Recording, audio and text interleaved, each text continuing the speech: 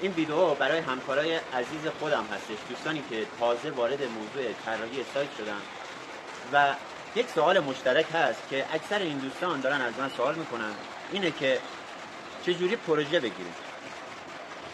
ببینید دوستان، پروژه گرفتن درسته ابتدای کار سخته، نمیگم آسونه، اما اگر شما به روش و اصول خودش، اصولی که در بازاریابی و فروش هست، تکنیک هایی که در مذاکره هست، به درستی شما اجرا کنید و عمل کنید به این گفته ها، میتونید خیلی راحت پروژه بگیرید.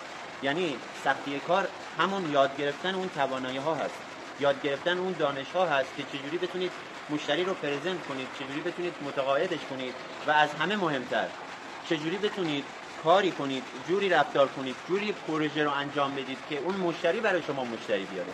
این موضوع اصلی است. خیلی از سایتایی که در حال حاضر دارم من طراحی میکنم، افرادی هستند که از مشتری‌های قبلی من به من ارجاع داده شدن. یعنی من یک وبسایتی رو راه اندازی کردم، پشتیبانی رایگان ارائه دادم، برای اون کار و پروژه دلسوزی کردم، میدونید صد خودم رو گذاشتم و تلاشم بر این بوده خیلی بیشتر از اون پولی که به من داده بتونم براش ارزش ایجاد کنم، ارزش آفرینی کنم و بهش کمک کنم تا اون وبسایت رشد کنه و بتونه اون فروش اولیه رو داشته باشه. اگر سایت فروشگاهی بوده یا اگر مثلا سایت خدماتی بوده، بتونه مشتری بیشتری رو از طریق وبسایتش جذب کنه. من برای به جرئت میتونم بگم اکثر کسب و کارهایی که براشون طراحی سایت انجام دادم، کلی مشتری براشون اضافه شده از زمانی که وبسایت براشون راه اندازی شده. خب این مشتری ها برای اینکه من رو نگه دارن و داشته باشن و یه جورایی اون دینی که در اونها ایجاد شده، حالا من دوست ندارم اینجوری باشه، من وظیفه‌ام رو انجام میدم در قبال پولی که دریافت میکنم، اما همیشه بیشتر از اون صحبت ها و قول و قراری که توی قرارداد مینویسم رو سعی میکنم انجام بدم. همین کار باعث میشه که اون مشتری احساس کنه که به من دینی داره و برای جبران این قضیه و از طرفی به خاطر اینکه من تونستم کارم رو حرفه‌ای انجام بدم، اون بنده خدا هم میخواد برای دوست یا آشنای خودش یک فرد حرفه‌ای رو معرفی کنه، میاد من به عنوان دوست خودش میاد معرفی میکنه و از این طریق من پروژه میگیرم. پس شد مهمترین موضوع حرفه‌ای بودن در کاره.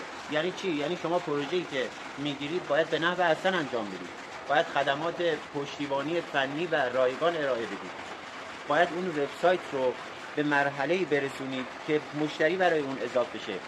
من خیلی از دوستان رو دیدم یا خیلی از افراد رو دیدم که به من ارجاع داده شده سایت براش طراحی شده، مثلا یه سایت خیلی در و داغون، مشتری که بماند، حتی توی گوگل هم دیدم که حتی نیست اون سایت، اصلا یک چیز داغون طراحی کرده بودن. خب مشخصه که اون فرد نمیتونه مشتری برای خودش جذب کنه، نمیتونه مشتری براش بیاره.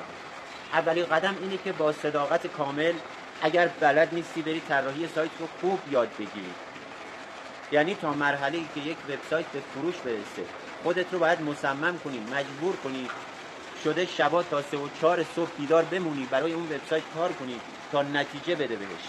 چون مخاطب ما، مشتری ما آگاهی 100% که نسبت به سایت نداره، اون میاد به ما اعتماد میکنه و هدفش و توقعش اینه که بازدهی بگیره از این هزینه‌ای که داره میکنه. اگر 5 میلیون تومان یا بیشتر داره هزینه میکنه، اون به دنبال نتیجه هستش. شما هر چی هم که بخوای براش توضیح بدی که این کارو کردی اون کارو کردی، بی فایده است. فقط خودت میدونی که چه کار برای سایتش انجام دادی.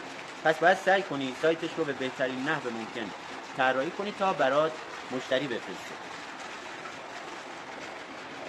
یک روش دیگه ای هست که من خودم خیلی ازش مشتری گرفتم و تونستم پروژه‌ای برای افراد طراحی کنم. پرزنت حضوری هست. من بارها شده رفتم توی فروشگاه‌های سطح شهر و اومدم در مورد کسب و کارم توضیح دادم. گفتم آقا من طراح سایتم، برای این فروشگاه شما یک وبسایتی رو طراحی می‌کنم و میتونم فروش شما رو تا مثلا 3 ماه آینده حداقل 30% افزایش بدم. پس مشتری یابی حضوری بسیار مؤثر هستش و حتما این رو شما امتحان کنید. برید پا رو بذارید روی ترساتون و قدرت نشنیدن رو در خودتون تقویت کنید. انقدر برید و نه بشنوید تا از هر نه و هر مشتری که به شما جواب منفی میده بتونید یک پاسخ براش پیدا کنید. چون مشتری که به شما نه میگه به شخصیت شما نیست، شما نتونستید درست متقاعدش کنید. مورد بعدی از طریق سایت دیوار هست. من سایت های زیادی رو، مشتری های زیادی رو تونستم از طریق تماس تلفنی پرزنتشون کنم و به صورت دورکاری پروژه بگیرم. این رو هم حتما امتحان کنید.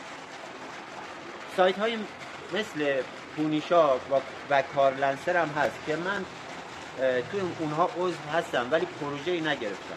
شاید خوب باشه، بعضی از دوستان میگن خوب است، یا من حرفه‌ای کار نکردم یا نمیدونم. میتونید توی اینها هم ثبت نام کنید.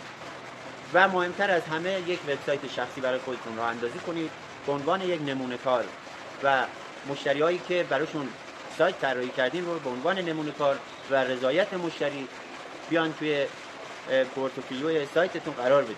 این کار میتونه کمک کنه به شما که مشتری سریعتر اعتماد کنه و بیاد پروژه سفارش بده. شاد و پیروز باشید.